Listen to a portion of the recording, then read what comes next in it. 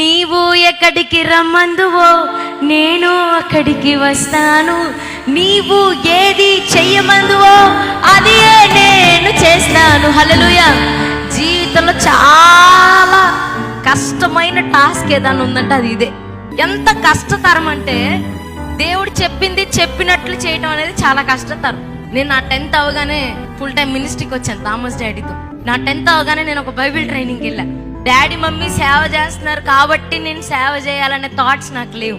నా 10th అవగానే చాలా టీనేజ్. 10th అవగానే అందరూ మైండ్ సెట్ ఎలా ఉంటది, ఆడుతా పాడుతూ ఉండాలి. నేను అప్పుడే ఫుల్ టైం మినిస్ట్రీకి వచ్చాను.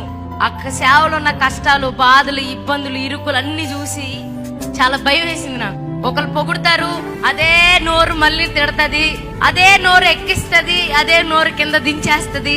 ఇవన్నీ నేను తీసుకోలేకపోయా. ఫస్ట్ నేను మినిస్ట్రీకి వచ్చినప్పుడు అప్పుడు దేవుడు నాతో ఏం చెప్పాడు తెలుసా?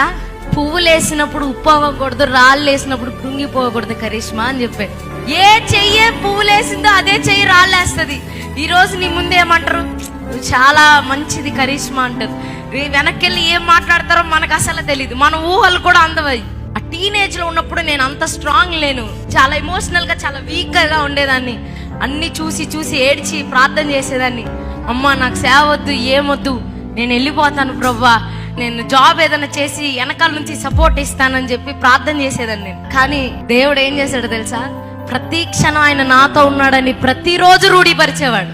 ఆయన విడిచి వెళ్ళిపోయిన ఆయన ఏం చేస్తాడు తెలుసా? చొక్కా పట్టుకొని తీసుకొచ్చి కూర్చోబెట్టేస్తాడు. చెప్తున్నాను, ఎక్కడ తలదించుకున్నారో, ఎక్కడ నెట్టివేయబడ్డారో, ఎక్కడ కృంగిపోయారో, ఎక్కడ తొక్కబడ్డారో, ఎక్కడ రాళ్ళు పడినాయో అదే స్థానంలో, అదే ప్లేస్ లో దేవుడు నిన్ను హెచ్చిస్తాడు.